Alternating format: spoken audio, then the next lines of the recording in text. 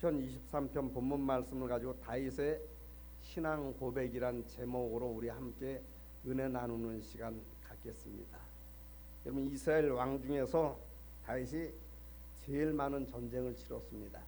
근데 그 전쟁 때마다 다윗은 승리를 해서 다윗 말년 때 이스라엘은 부강한 나라가 됐습니다. 오늘 말씀 잘 듣고 다윗의 그 신앙 고백이 나의 신앙 고백 될 수 있게 되시길 주님의 이름으로 먼저 축원을 드립니다. 행복한 가정을 보면은 또 그 가족을 보면은 늘 대화가 있습니다. 그래서 남편이 출근할 때면은 안녕히 잘 다녀오시라고 인사도 하고 들어왔을 때도 수고하셨습니다. 또 그런 인사를 합니다. 또 가족 간에도 그런 또 대화가 이어져서 서로 사랑이라는 또 고백도 하게 됩니다.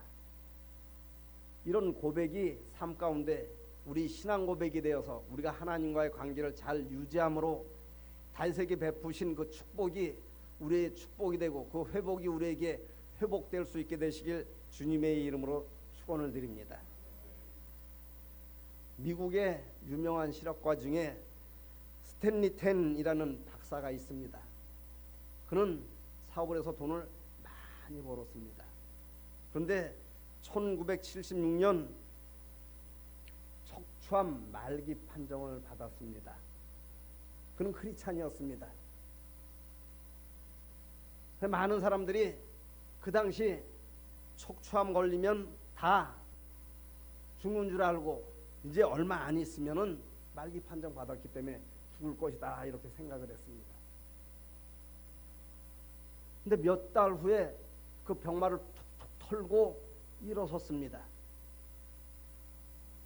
많은 기자들이 질문을 했어요. 아니, 의학적으로 못 고치는 그 척추암 말기 그 암에서 어떻게 회복을 받았느냐고. 그 스탠리라는 그 실업가인 그 박사가 하는 얘기가 나는 하나님께 감사만 했을 뿐입니다. 그런 얘기를 하더래요. 그러나서 그가 기도드릴 때 하나님 앞에 하나님, 내가 하나님 앞에 사업을 하면서 사업에 몰두하는 바람에 신앙 고백을 못 드리겠습니다. 이제 죽어도 감사하고 살아도 감사하고 아파도 감사하고 회복이 되면 이제 주님만 바라보고 살아가겠습니다. 무조건 감사합니다. 그런 신앙 고백에 기도만 드렸다는 거예요. 여러분도 그런 은혜가 오늘 말씀을 들으면서 10년 가운데 온전한 회복으로 이루어지길 부탁을 드립니다. 여러분, 시편 여기 23편 1절 2절을 보면 다윗의 평상시 신앙 고백이 담겨 있습니다. 우리는 어떤 문제 사건 만났을 때만 기도하기 참 바쁩니다. 다윗은 평상시에도 신앙 고백을 드렸는데 여기 1절 보니까 여호와는 나의 목자시니 내게 부족함이 없으리로다 그랬어요. 하나님이 목자 되는 신앙 고백을 드렸다는 것입니다. 그래서 한가운데 하나님이 그를 어떻게 인도하시는가에 대해서 여기 2절은 기록을 하고 있는데 그가 나를 푸른 풀밭에 누이시며 쉴만한 물가로 인도하시는도다 하는 신앙 고백을 드렸다는 것입니다. 여러분도 범사에 그런 신앙 고백을 드릴 수 있어야 합니다. 로마서 10장 10절 보면 사람이 마음으로 믿어 의에 이르고 입술로 신하여 구원에 이르니라 하는 말씀이 있습니다. 자꾸 우리가 입술로 신할 수 있어야 합니다. 부부관계도 자꾸 입술로 신할 수 있어야 돈독한 부부관계가 될 수 있고 또 가족관계도 역시 마찬가지인 것입니다. 들어오는지 나아가는지 관심 없이 그렇게 살아가면은 그 가정은 행복한 가정이 아니고 나중에는 파탄에 이르게 된다는 것입니다. 부흥사의 대부로 알려진 그 오관선 목사님이 한 50년, 60년 경에 평택에서 저기 안중 쪽으로 가는 시골 교회 부흥회를 인도하려고 그 교회를 갔다고 합니다. 당신은 뭐 차도 제대로 없어가지고 거기까지 평택까지 가려고 하면은 평택서 뭐 안중 중간에 있는 교회라 그러더라고요. 자기가 있는 곳에서 전철을 타고 서울역까지 와서 서울역에서 또 버스를 타고 용산 시외버스 터미널까지 오고 용산에서 또 수원 가는 버스를 타고 수원에서 또 평택 가는 버스 타고 평택에서 또 갈아타고 또 거기까지 들어가야 된대요. 그 버스를 뭐 아무튼 대중교통을 뭐 한 5번 넘게 그렇게 갈아타고 가야 그 부흥회를 가는 거예요. 아침 일찍 가면은 저녁 늦게나 이렇게 도착한다고 합니다. 그래 첫날 부흥회가 보통 보면 그래서 오후 8시경이나 뭐 이렇게 시작을 하거든요. 그 부흥회를 잘 마치고 나서 이제 그때 부흥회는 월요일서부터 이제 금요일까지 마치고 자고 이제 토요일 날 오전에 이제 출발을 합니다. 다음 날이 주일이거든요. 근데 버스가 지금처럼 뭐 많은 게 아니고 지금이야 뭐 서울서 뭐 평택까지 가는데 뭐 2시간 뭐 안 걸리고 갈 수 있습니다. 고속도로 타고 가면 뭐 시간 반이면 가잖아요. 그 당시 50년 60년경에는 아침에 출발하면 저녁 늦게나 도착한대요. 반대로 이제 부흥회를 마치고 이제 집으로 돌아가려고 하는데 그 교회 장로가 막 헐레벌떡 뛰어가지고 목사님, 내가 우리 교회 장로인데 자식들이 예수를 영접을 하질 않았습니다.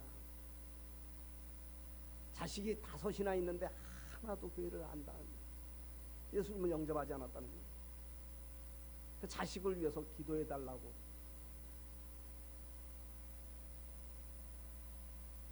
붙드는 거예요. 그 큰 자식 위해서 기도하니까 둘째 자식 위해서 기도해 달라고. 둘째 자식 기도하니까 셋째 자식 위해서 기도해 달라고. 차 시간은 이제 임박해 왔는데 결국은 그 목사님 꼭 붙들고 기도 받는 바람에 차가 그냥 떠나버리고 말았어요. 하루 2번밖에 안 오는 차인데 그 시골교회 부흥회를 가면은 뭐 시골교회가 그렇잖아요. 무슨 헌금이 제대로 나오겠습니까? 아니면 뭐 형편 처지가 좋겠습니까? 그 오관성 목사님 하는 얘기가 호박도 주고 가지도 주고 고추도 주고 그 돌아올 때 보면은 그냥 무당 보따리 마냥 그냥 주렁주렁 그냥 들고 그렇게 이제 온다는 얘기를 하시더라고요. 세미나 때 제가 들은 얘기예요.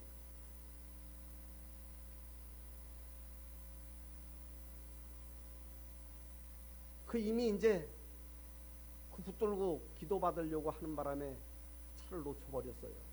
오전 차를 놓치면 이제 오후 차를 타야 합니다. 그럼 집에 들어가면 아주 깜깜한 밤이에요 이제. 그러니까 사람은 그렇잖아요. 누구나 어떤 위기적인 상황을 만났을 때 별 생각이 다 찾아옵니다. 그리고 오관성 목사님 생각에는 5일 동안 부흥회를 했는데 그때 기도를 받든가 하지. 그 분별력 없이 망령되게 나를 붙들고 내가 이제 내일 주일인데 말이에요. 그렇게 하니까 자식들이 그냥 하나도 예수를 믿지를 않지. 뭐 이런 생각이 막 찾아오더래요.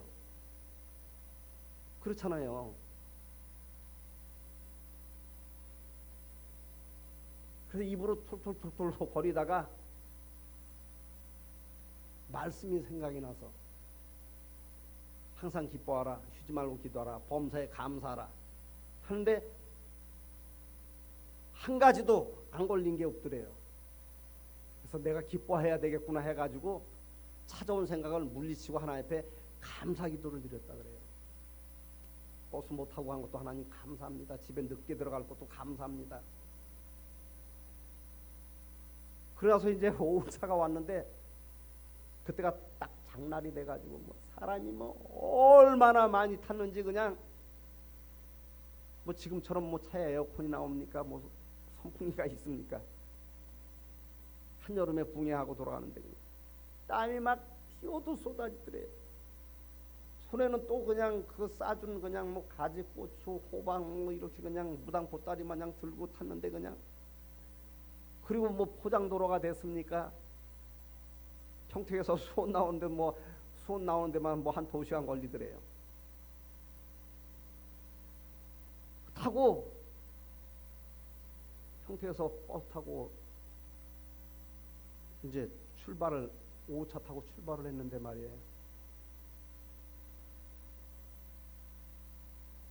사람들이 웅성웅성 거리더래요.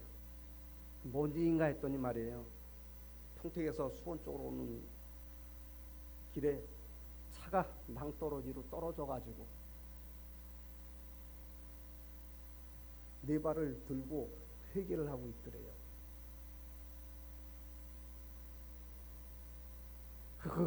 무슨 차인가 봤더니 오전차 버스가. 여러분, 우리가 신앙 고백은 좋을 때만 드리는 것이 신앙 고백이 아닙니다. 그래서 성경은 어떤 경우에도 기뻐하고 어떤 경우에도 기도하고 어떤 경우에도 감사라는 것입니다. 이게 우리를 향하신 하나님의 뜻이라는 얘기예요. 근데 우리는 기뻐할 땐 기뻐하고 싫어할 땐 싫어하고 위기 찰나 만났을 땐 기도하고 그렇지 않을 때는 안 하고 감사할 환경 만났을 땐 감사하고 감사하지 않을 환경 만났을 때는 그냥 지내지 않습니까? 아주 큰 걸 깨달았다 그래요. 여러분, 범사에 감사할 수 있게 되시길 주님의 이름으로 축원을 드립니다. 항상 기뻐할 수 있게 되시길 주님의 이름으로 축원을 드립니다. 항상이나 쉬지 말거나 범사는 같은 단어의 뜻을 포함하고 있는 거예요. 어떠한 경우에도 그렇게 하라는 것입니다. 그게 하나님의 뜻이 거창한 게 아니에요. 그게 하나님의 뜻이라는 거예요. 그런 은혜가 있어지시길 주님의 이름으로 축원을 드립니다. 그러면 여기 4절 말씀 보면 다윗이 위기 때의 신앙 고백이 기록이 되어 있습니다. 다윗은 첫 번째 평상시도 신앙 고백을 드렸고 위기 때도 신앙 고백을 드렸습니다. 4절 말씀 보니까 내가 사망의 음침한 골짜기로 다닐지라도 해를 두려워하지 않을 것은 주께서 나와 함께 하심이라. 주의 지팡이와 막대기가 나를 안위하시나이다. 목회 초년생 때 그 최일도 목사님이 바포 목사라 그랬고 청량리에서 어린들 노숙자 상대로 이렇게 그 밥을 지어가지고 이렇게 봉사를 했습니다. 그 뭐 노숙자 중에는 또 그 거린 중에는 얼마나 그 거친 사람들이 많아요. 본인은 정말로 헌신적으로 희생적으로 한다고 하는데 맨날 그런 사람 만나잖아요. 뭐 그런 사람이 뭐 밥 먹고 나서 헌금을 하겠습니까? 뭐 봉사를 하겠습니까? 희생을 하겠습니까? 자기 앞가림도 못하는 사람들이. 그럴 때마다 그 최일도 목사님이 생각나는 게 있는데, 어머니가 통합 측 전도사였었거든요. 그 어렸을 때 들려준 얘기가 위기 찰나 만날 때마다 생각이 난다 그래요. 그 자기 아들은 큰 교회 그냥 뭐 이렇게 부목사로 가서 이제 목회를 했었으면 하는데, 신학교 졸업하자마자 강수와 고시 보고 나서부터 이제 길 가다가 뭐 어떤 허름한 사람 만남서부터 야, 내 소명이 저런 것이구나 하고 깨닫고 나서 그때서부터 밥을 만들어 가지고 이제 이렇게 봉사하고 헌신을 한 거예요. 근데 무슨 이야기인가 하면은 많은 어려움이 있지 않았겠습니까? 목회가 뭐 안정된 목회 가운데서 무슨 재정이 나와가지고 그걸 쌀을 사고 반찬을 사고 뭐 이렇게 해서 한 게 아니거든요. 처음부터는.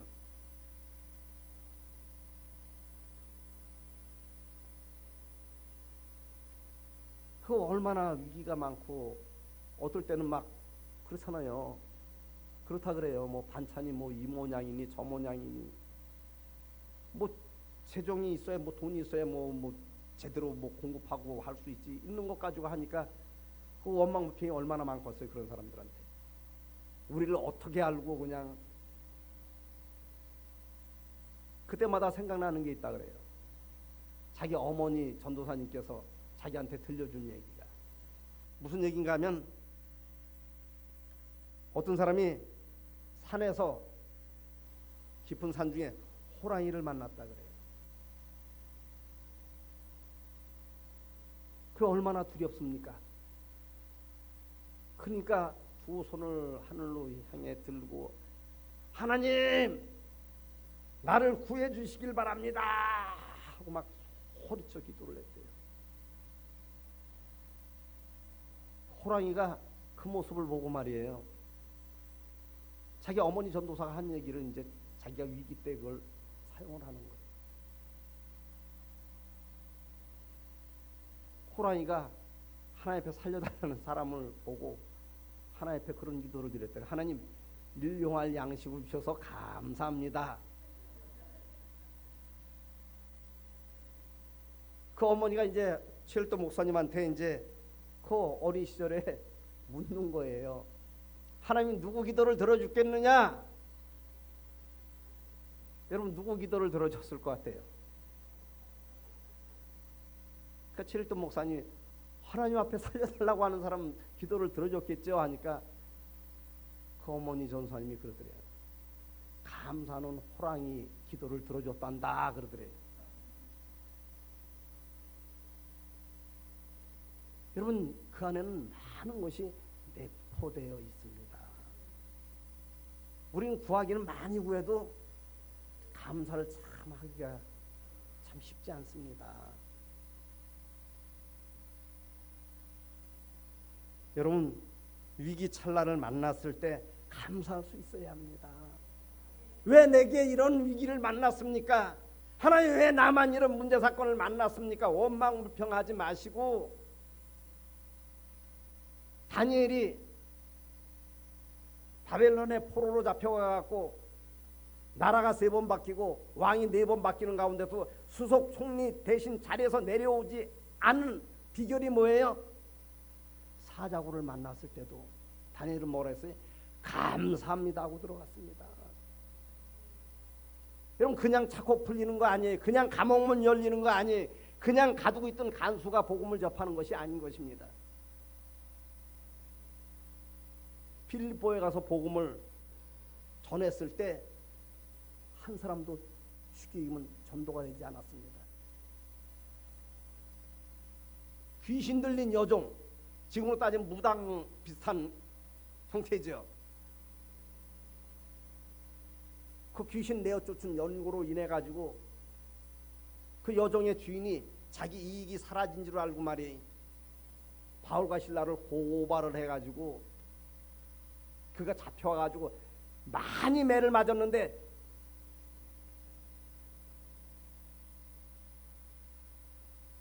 수치를 당하는 중동 목일까지 바지를 내리고 매를 많이 맞았다고 성경 기록을 하고 있습니다.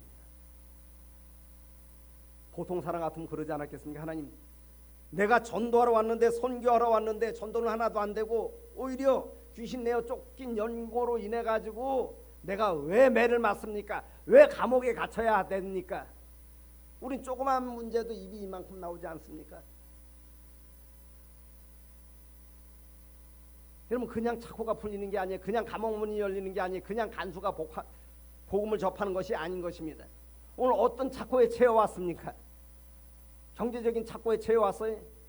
건강의 착고에 처해 있습니까? 어떤 감옥에 갇혀 있어요? 누가 여러분을 가두고 있습니까?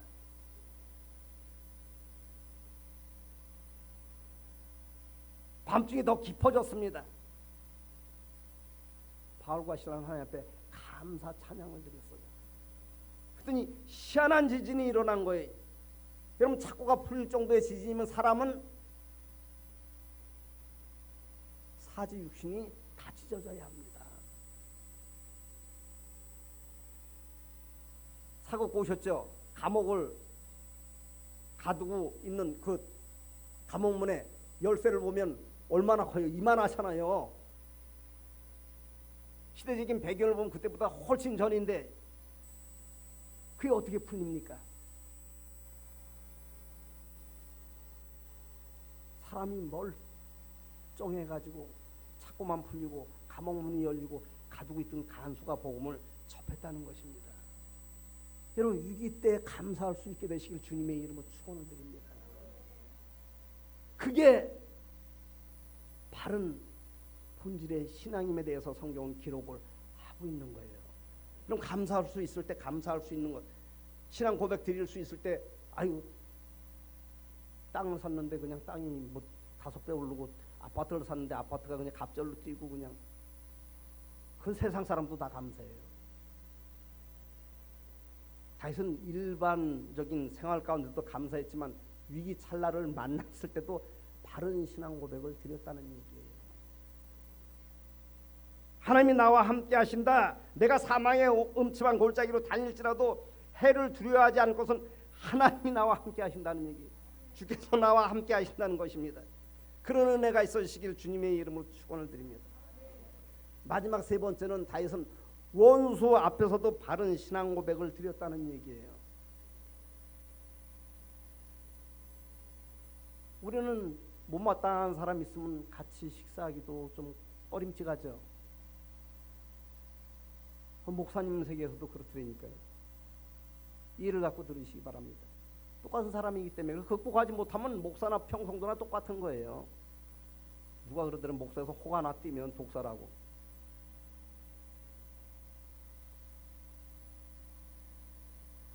총회 모임이 있고 노예 모임이 있어가지고 같이 식사를 했는데 어떤 목사님이 뚝 떨어졌어. 그래서 목사님, 아유, 왜 같이 좀 식사하고 그러시지, 왜 떨어져서 이렇게 해요? 아이, 그 문제 때문에 그래. 아이, 그냥 용서하고 뭐 저가지고. 아, 용서 다 했대 입으로는. 화해 다 했대 입으로는. 하나님 뭘 보셔요? 마음의 진심을 보십니다. 회칠한 무덤처럼 용서하고 화해하고 이런 건 사람은 속아 넘어갈지 모르겠지만 하나님은 절대로 그렇지 않아요. 그 다윗이 원수 앞에서 어떤 신앙 고백을 드렸는가? 5절 보니까 주께서 내 죄송합니다.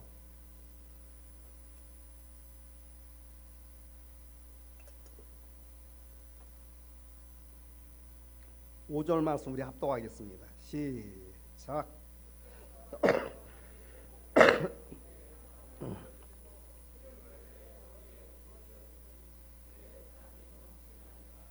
어디서 상을 차려주셔요?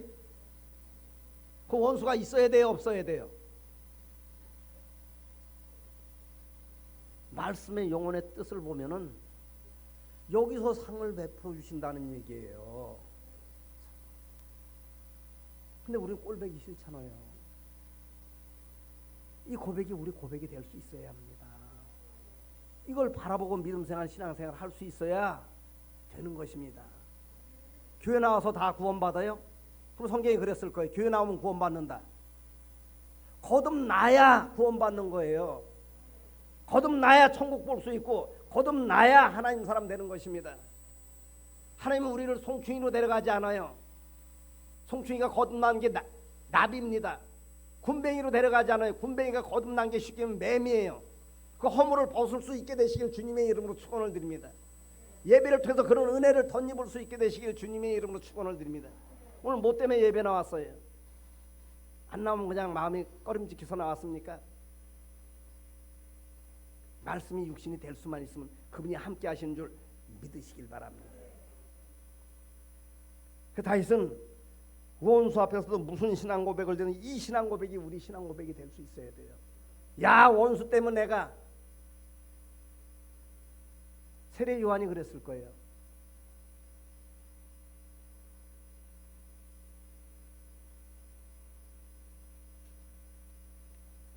목배임 당했거든요. 세례 요한이. 누구한테 목배임 당했어요? 예? 저 이방인들, 저기 뭐 바벨론 사람들한테, 아수르 사람들한테. 이런 가까이 있는 사람이 왼수가 되기가 참으로 쉬워요. 그가 왼수가 어디 있다 그랬어요? 예수님께서 말씀하시길. 여러분 제주도에서 누가 살인사건 일어났다 그래서 여러분 밥 못 먹어요? 주먹으로 한 대 맞아도 이게 내 문제이기 때문에 왼수가 되는 거예요. 깨닫시면 아멘 하시기 바랍니다. 가까이서 역사한다는 얘기예요. 멀리서 일어나는 일 뭐 가지고 뭐 아프간에 무슨 일이 일어났다 그래서 여러분 떨립니까? 혹시 걱정은 좀 되겠죠. 밥을 못 먹습니까? 전혀 그렇지 않잖아요. 그 일이 내일이기 때문에 그런 거예요.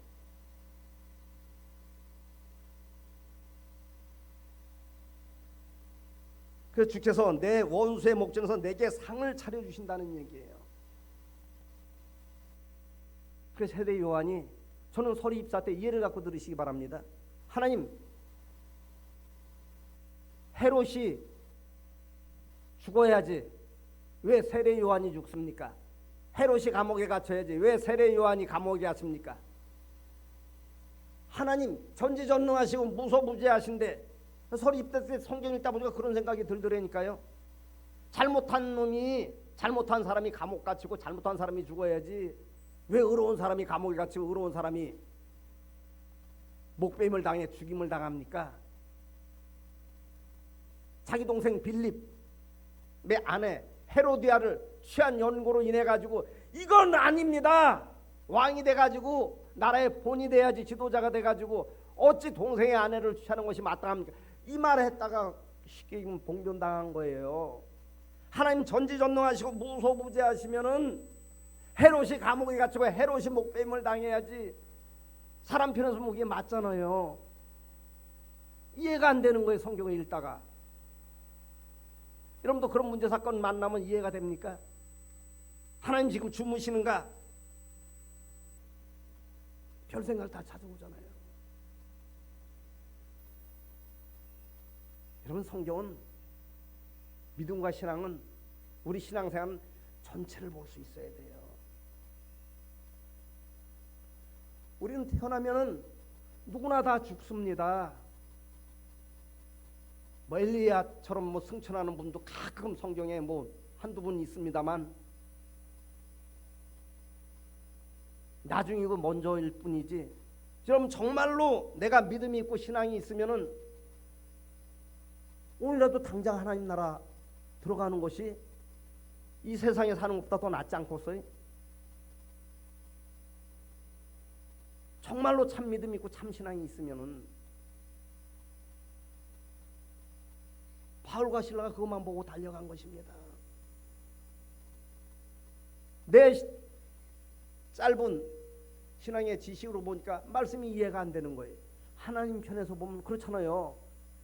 목배임 당할 때 뭐 순간과 찰나적으로 목배임 당하잖아요. 그리고 천국 들어간 거예요. 아주 쉽게 얘기하면 헤롯은 죽는 날까지 지옥 심령으로 살지 않았겠습니까?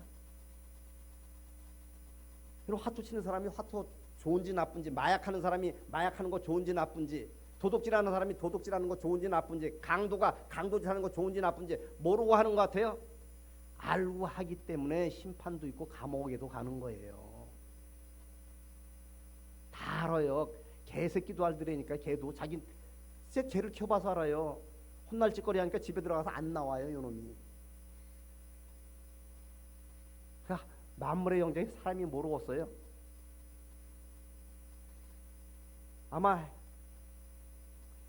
그 당시는 세례 요한도 하나님이 이해가 안 됐을 거예요. 그러니까 제자들을 예수님께 보내면서 그런 얘기를 하잖아요. 왜 내가 감옥에 갇혀 있어야 합니까? 하나님이 살아계시면. 자기 위기찰나에 죽음을 감지하지 않았겠어요? 그 예수님은 하늘나라 얘기하고 있는 거예요. 봉사가 눈 뜨고 안전매기가 일어나고, 그 얘기하고 있는 거예요. 어떻게 보면 세례요한은 아주 정말로 믿음의 신앙 측면에서만 아주 수지 맞은 거예요. 그렇잖아요. 노숙자처럼 살았잖아요, 세례요한이.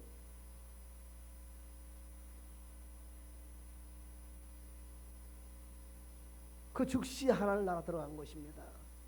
여러분, 우리가 어떤 문제 사건을 만났을 때 왜 항상 기뻐하고, 왜 쉬지 말고 기도하고, 왜 범사에 감사할 수 있어야 돼? 이게 본질이기 때문에 그런 거예요, 여러분. 하나님은 우리를 거듭나게 해서 실력자 만들어서 하나님 나라로 인도하시는 하나님의 섭리가 창세기부터 요한계시록까지 그것이 기록이 돼 있다는 것입니다. 좀 살다 보면 이해 안 되는 문제가 얼마나 많아요. 우리가 왜 내가 이런 위기찬란을 만났는가? 왜 내 앞에만 원수가 있는가? 그 시편 73편 오면 아삽이 그러잖아요. 하나님, 어떤 면에서만 하나님 이해가 됩니다. 왜 하나님 뜻대로 사는 사람 하나님 복 주시고, 하나님 뜻대로 사는 사람 하나님이 은혜도 내려주시고, 근데 다른 한편으로 보니까 망령된 행동을 하는 사람이 더 잘 먹고 잘 입고 잘 쓰고, 망령된 행동하는 사람이 아프지도 않고, 그 자기가 미끄러질 뻔했다고 시편 73편에 고백을 하잖아요. 그래서 무슨 얘기를 해? 내가 성소에 들어갈 때야 왜 하나님이 그렇게 일하신 줄을 깨달았다는 얘기예요. 여러분, 우리가 조금 잘 먹고 잘 입고 잘 쓰려고 믿음생활 신앙생활 하십니까? 저 안목을 넓힐 수 있는 저와 여러분 될 수 있게 되시길 주님의 이름으로 부탁을 드립니다. 어차피 인생은 왔다가 가는 거예요. 근데 어디로 가느냐, 방향성이 중요하다는 것이죠. 내가 여러분 앞에 정말로 죄송합니다만 이 생각나서 말씀드리는 거예요. 우리 유인영 집사님이 소천했을 때 제가 제일 걱정되는 게 뭔지 알아요? 그분은 하나님 나라 들어갔어요. 근데 그걸 압니다. 학교 선생이 예를 들어갖고 제적이 50명이에요. 그럼 그 1등에서 50등까지 있잖아요. 그러면 어느 선 카트라인까지 이제 뭐 20등 안에 들면 다 대학 들어가겠구나. 뭐 알잖아요. 그러니까 막 상담도 하고 그러잖아요. 1등에서 50등까지 50등 있는 애가 뭐 서울 연고대 들어갑니까? 그런데 걱정되는 게 무엇인가 하면 가족들이에요. 여러분, 목사가 제일 걱정되는 게 뭐예요? 여러분, 좀 가난한데 부자 안 돼서 걱정됩니까? 물론 그것도 위해서 기도를 하죠. 본질이 뭐예요? 영혼이 잘 돼야 되는 것입니다. 영혼 잘못되면 큰일 나는 거예요, 여러분. 우리 원로 목사님들이 그런 얘기하는, 목사님, 지금 목사님들은 무조건 사람들 비유 맞추는 설교만 한대, 등 긁어주는 설교만 한대. 영혼에 관한 설교를 할 수 있어야 되는데, 단언코 말합니다. 거듭나지 않으면 송충이 모양으로 하나님이 우리를 데려가지 않아요. 군뱅이 모양으로 우리를 데려가지 않습니다. 벗어나야 되는 거예요. 할렐루야. 교회 나와서 구원받는 게 아닌 것입니다. 예수를 믿어야 구원받는 거예요. 오늘 여기 시편 23편 안에는 다윗이 그 하나님을 어떻게 믿었는가에 대해서 기록을 하고 있는 것입니다. 다윗은 우리보다 더 많은 문제 사건을 만났어요. 속상한 문제 사건, 전쟁 제일 많이 치른 사람이 다윗입니다. 가정적인 전쟁도 치렀습니다. 자식이라 그래서 다 바로 섰으면 얼마나 좋겠어요. 사울의 자식이 요나단으로 나올 수도 있고, 다윗의 자손이 압살롬으로, 암논으로 나올 수 있는 것입니다. 이름도 좀 잘 줘야지. 뭐 암논인지 순놈인지 그냥 압살롬인지 뒷살롬인지 그냥.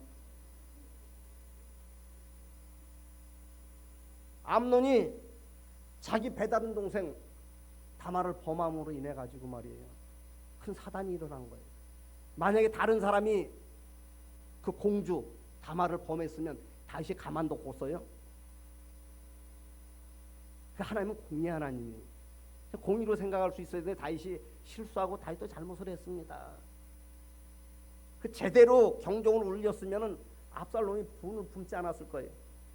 그 다말하고 압살롬은 같은 배에서 태어난 자식이기 때문에 내 여동생을 저렇게 했는데 우리 아버지가 가만 놔두고 있네. 그냥 야단만 치고 그냥 보고만 있네. 그냥 우라통이 치미는 거예요. 그 마음에 보복심이 생겨가지고 말이에요. 자기 암노는 형 죽이고 다말로 도망을 가잖아요. 자기 외할아버지 집으로. 그래서 다윗 죽이고 자기가 이스라엘 왕 될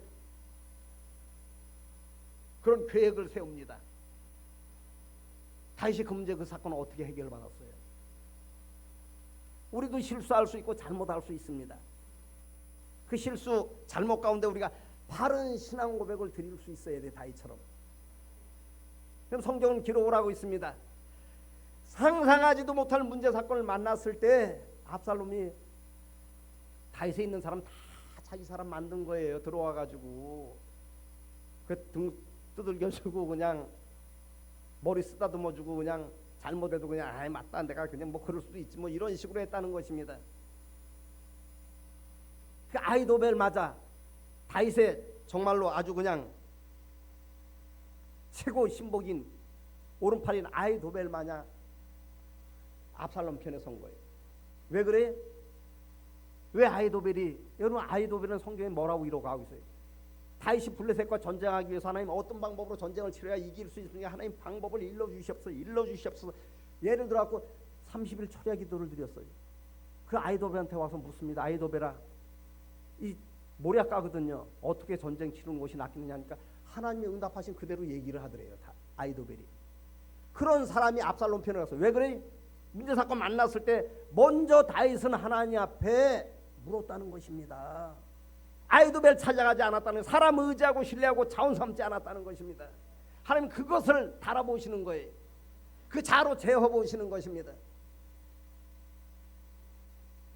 시리에 빠졌습니다. 다윗이. 누가 와서 그런 얘기를 합니다. 당신 아들 압살롬이 반역을 했을 때 아히도벨이 같은 편에 섰습니다. 자기 인정 안 해주는 것 같으니까 또 전세가 기울었기 때문에 압살롬 편에 선 거예요. 얼마나 서글펐으면 괴로웠으면 다윗이 엉엉 울면서 도망갈 때 신발도 신지 않고 머리를 흐트런 채로 도망을 가는데 어디로 도망갔어요?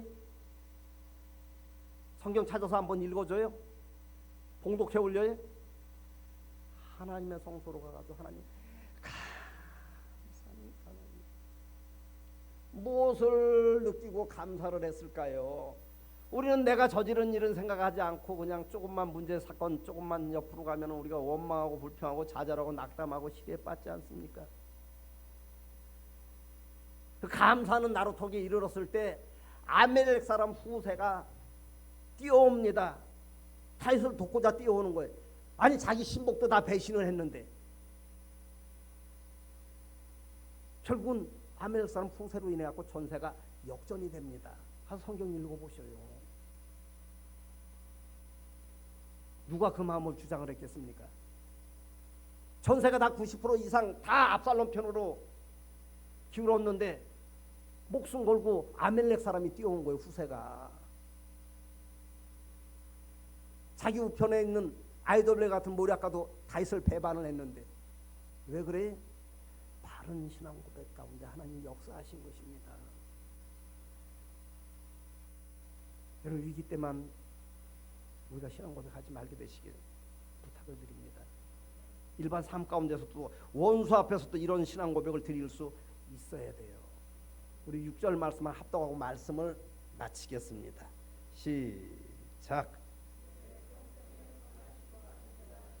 반드시 나를 따르리니 내가 여호와의 집에 영원히 살리로다. 아멘.